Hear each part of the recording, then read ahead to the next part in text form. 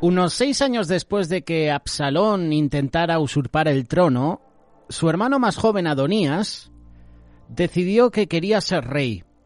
Sin embargo, su situación era distinta a la de Absalón. David, que contaría por aquel entonces con 63 años de edad, se sentía débil. Estaba enfermo. Y dice la palabra que las cobijas no lo podían calentar de noche. Aunque vivía hasta 70 años, muchos israelitas temían en qué momento que muriera, quién sería el sucesor. Temían asimismo la confusión que se produciría si moría sin designar a su sucesor. Por eso Adonías quiso usurpar el trono de su padre. ¿Quién era Adonías, según la Biblia?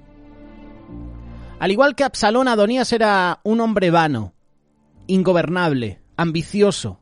Por lo tanto, decidió aprovecharse de la creciente debilidad de su padre y usurpar el trono. En esta empresa se granjeó el apoyo de Joab, general del ejército de Israel, Abiatar, uno de los sacerdotes. Sin embargo, Adonías se olvidó de que Dios tenía en Jerusalén al profeta Natán, un hombre que sabía defender la justicia con intrepidez, con rectitud y, sobre todo, bajo la voluntad de Dios. Si tú lees el pasaje de Adonías, él hace un complot para usurpar el trono de su propio padre. Es evidente que Adonías no sacó ninguna lección a lo que le sucedió también con su otro hermano, Absalón. Rebelión, orgullo. Estos son temas que hemos tratado también cuando hemos hablado de Nimrod y la Torre de Babel. Esa rebelión del pueblo contra Dios. Esa rebelión de la humanidad contra Dios. Esa rebelión que hoy en día tú y yo en muchas ocasiones hacemos contra Dios. La soberbia de su propio corazón, la de Adonías, lo engañó. Continuó enalteciéndose a sí mismo hasta que su arrogancia pensó que podía tener éxito, donde, por ejemplo, había fracasado su hermana Absalón. Adonías ansiaba ocupar el trono. En la antigüedad era común la rivalidad entre las subfamilias, en los matrimonios polígamos. Había intereses personales que con frecuencia rivalizaban. Hay un caso que seguramente conoces en Génesis, entre Sara y Agar. Hay una rivalidad, ¿verdad?, entre los dos hijos. Hay una rivalidad también entre las dos mujeres. Esta situación determinaba que la madre de cada subfamilia fuera más importante para sus hijos que el padre, y con frecuencia los hermanos, llamados hermanos uterinos, que eran los guardianes de sus hermanas. ¿Recuerdas esto? Los hijos de David, Amón, Tamar, Absalón. En esta situación, la declaración de que Adonías, hijo de Haggit, se rebeló, como dice Primera de Reyes capítulo 1, versículo 5, refleja la rivalidad de las subfamilias dentro de la propia casa de David. Qué distinto era el proceder de Adonías del de David, ¿verdad? ¿Por qué te digo esto? Porque el monarca había respetado la posición de rey de Saúl, porque era el ungido de Dios, cosa que no vemos en la vida de Adonías. Le daba igual que fuera el ungido de Dios David, su propio padre. Él quería el trono, él quería el poder. Y hoy en día tenemos en los diferentes gobiernos a diferentes personas que no quieren sacar, que no quieren dejar el poder. Están arraigados al poder, no pueden vivir sin el poder. No pueden vivir sin gobernar a los demás. Y hacen lo que sea para que nadie les quite ese trono, ese poder. Aun después de la muerte de Saúl, David esperó, buscó el consejo de Dios, estaba dispuesto a ocupar un lugar de menor jerarquía al reinar sobre una tribu, la de Judá, hasta que Dios indujera al pueblo a coronarlo rey sobre todo Israel. Para David, Dios era el verdadero rey y señor. Quiso expresar esta verdad mediante el nombre que le dio Adonías. Adonías significa Jehová es Señor. Sin embargo, Adonías no vivía a la altura de su nombre. No solamente se abstuvo de buscar a Dios, sino que también siguió el ejemplo de Absalón y trató de impresionar al pueblo con su propia dignidad. En lo natural tenía toda la apariencia de un monarca, puesto que era bien parecido y de físico elegante. Además era heredero natural. Sabía, sin embargo, lo poco que esto significaba a los ojos de Jehová.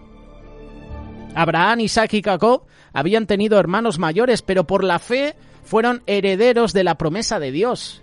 Ni David mismo era tan alto, ni tan bien parecido como sus hermanos mayores, pero fue el ungido de Dios.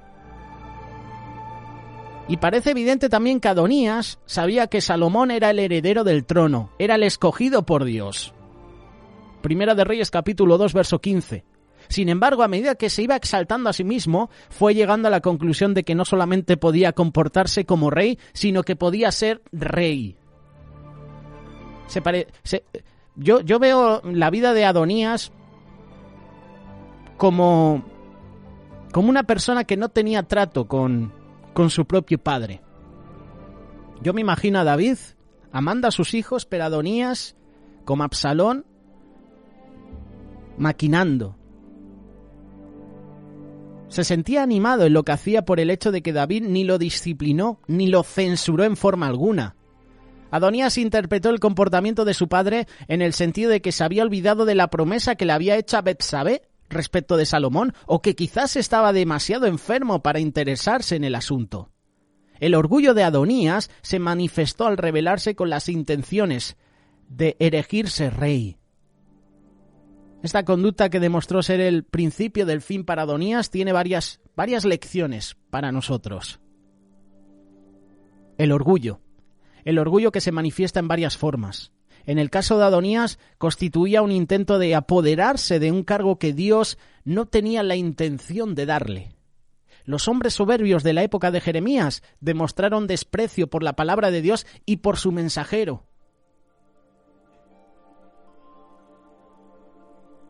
Al denunciar Dios a Edom, indica que el orgullo de su corazón produjo autoengaño.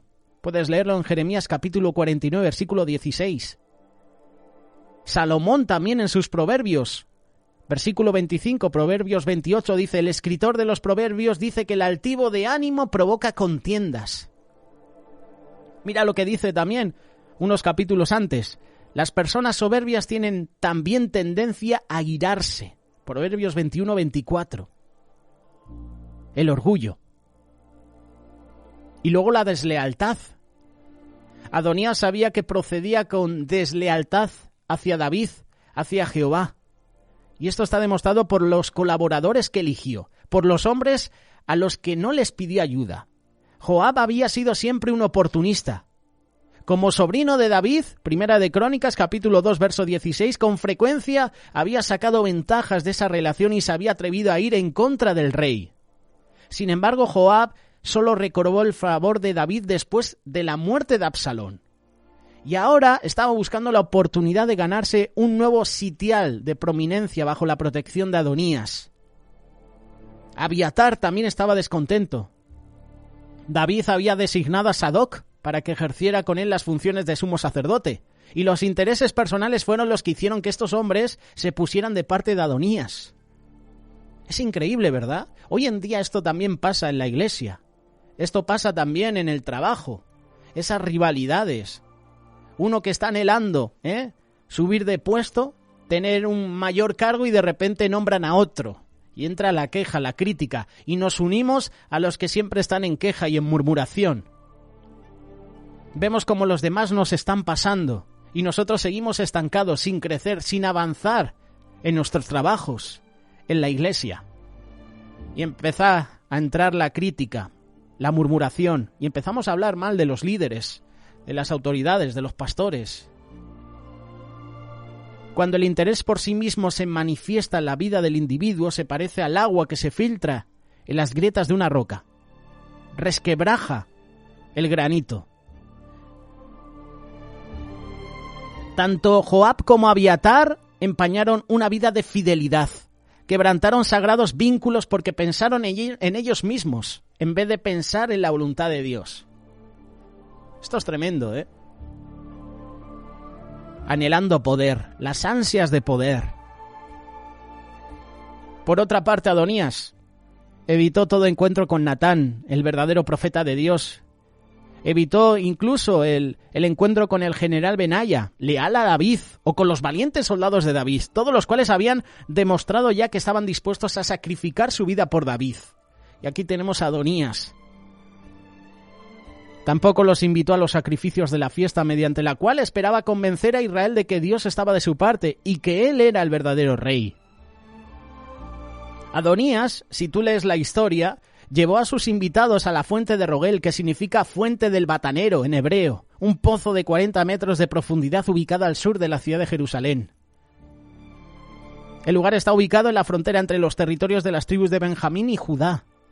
Y en Josué capítulo 15, versos del 1 al 7 hay referencias. Según los estudiosos, sus aguas eran dulces, pero no muy frías. A veces rebosaba. Se llamaba Rogel porque los bataneros limpiaban sus ropas allí con los pies. Una fiesta que él organiza para proclamarse rey.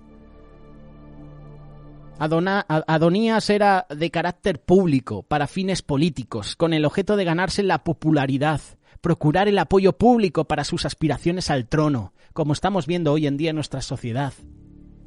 La manipulación a las personas, al pueblo, para que te posiciones. La manipulación de los medios de comunicación para que tú y yo nos posicionemos en contra de un partido, de un gobierno, de una persona. Y esto lo puedes llevar a todas las áreas, incluso al deporte. Cómo un medio de comunicación puede poner en contra a un deportista de un aficionado o al revés. La manipulación. Y aquí tenemos a Adonías. Quería ser rey y quería agradar a todo el pueblo.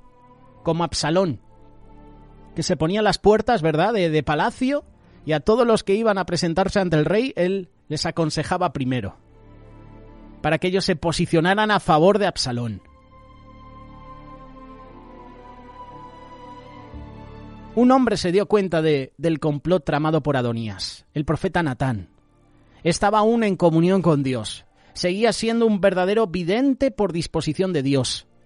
De inmediato se presentó ante Betsabé, la esposa de David, y la instó a que se entrevistara con el rey David, antes que Adonías tomara las riendas del poder, buscara algún pretexto para darles muerte a ella y a Salomón. Adonías trataba de comportarse como los monarcas de las naciones. La costumbre era eliminar todo posible rival que reclamara el trono. Y Betsabé procedió de inmediato, se postró ante David y le recordó la promesa que le había hecho ante Dios. Trató a David con respeto y reconoció que era a él a quien le correspondía designar a su sucesor. Y cuando Betsabé se presenta ante el rey David para interceder en favor del derecho de Salomón al trono, le recordó al rey el juramento. Primera de Reyes capítulo 1, verso 17. El principio en virtud del cual el juramento es obligatorio y que menciona Hebreos capítulo 6, verso 16. Es una apelación a Dios para que ratifique un compromiso, una afirmación. Y en la palabra de Dios se mencionan varias formas de prestar juramento. Por ejemplo, Génesis capítulo 14, verso 22, Levítico capítulo 24, versículo 14 y Deuteronomio capítulo 17, verso 7, levantando la mano. Los testigos ponen las manos en la cabeza del acusado. Otra forma de prestar juramento es poniendo la mano debajo del muslo de la persona a quien se le hacía la promesa. Génesis 24, 2. Génesis 47, 29. Y los juramentos debían ser hechos ante el altar. Según lo interpretan algunos, si las personas no se hallaban en Jerusalén, el juramento debía hacerse mirando hacia el templo. Primera de Reyes, capítulo 8, verso 31. Entonces llega Natán para confirmar que el pueblo en la fiesta que había celebrado Adonías cerca de la fuente de Rogel, al sur de Jerusalén, había comenzado a gritar «¡Viva el rey Adonías!».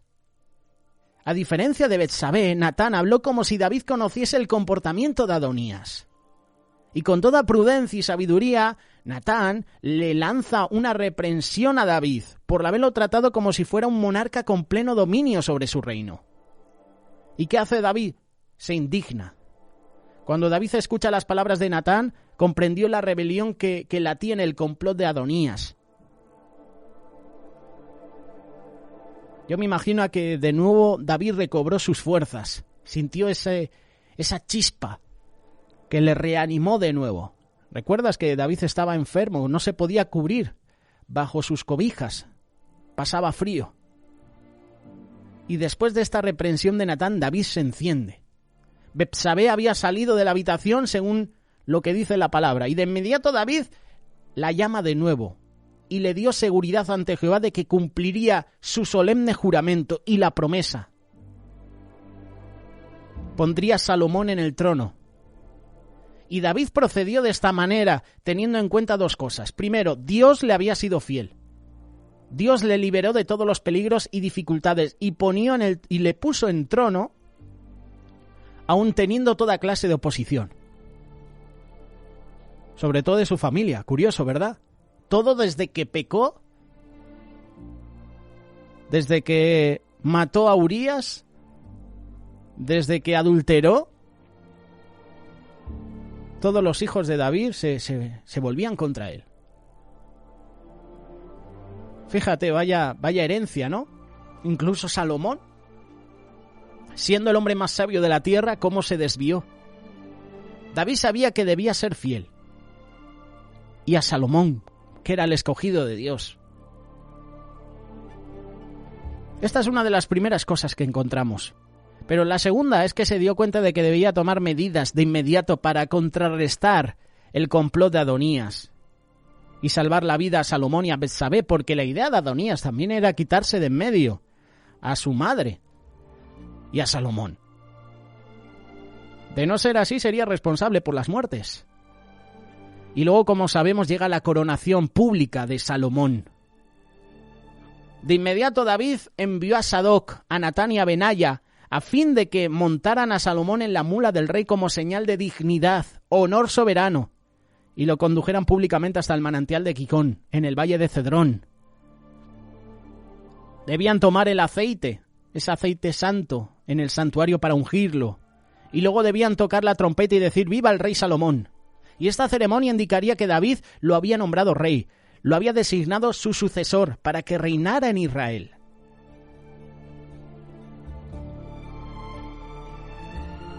El sucesor era puesto en una mula. Salomón fue llevado hasta la fuente de Gihón para ser ungido. El sacerdote y el profeta lo ungieron en el nombre de Jehová. Significaba así que debía ser revestido de todas las virtudes soberanas y que reinaría en primer lugar para el Señor, bajo su autoridad, en su nombre, y luego para el pueblo. Entonces se tocaba la trompeta y se hacía una solemne proclamación de que había sido ungido como rey.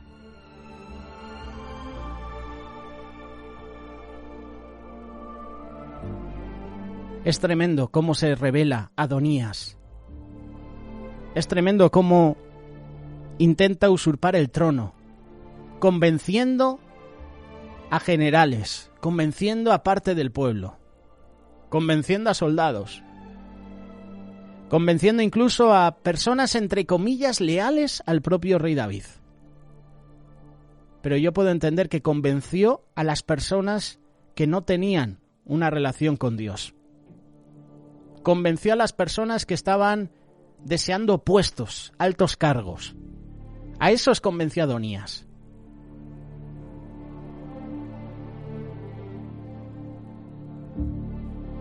Imagínate el terror de Adonías cuando oyó la noticia. Él se hallaba esperando en su recodo de camino, fuera de la vista de Gihón. Sus amigos lo habían proclamado monarca y esperaba que se esparciera la noticia y que el pueblo se les uniera, pero al parecer había estado celebrando con demasiada antelación, había cantado victoria. Vendió antes la piel del oso antes de cazarlo.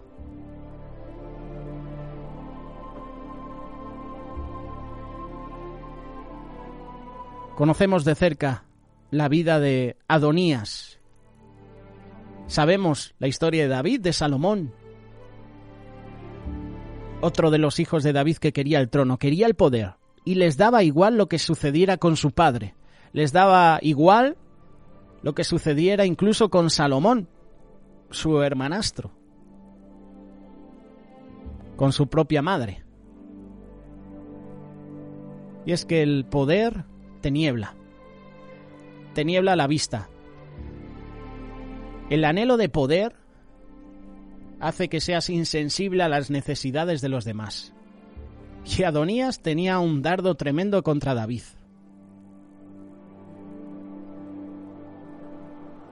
Adonías intenta usurpar el trono, pero Natán, Betsabé aconsejan a David y Salomón es proclamado rey. Los demás hechos de Adonías los puedes encontrar en la Biblia. ¿Qué piensas al respecto?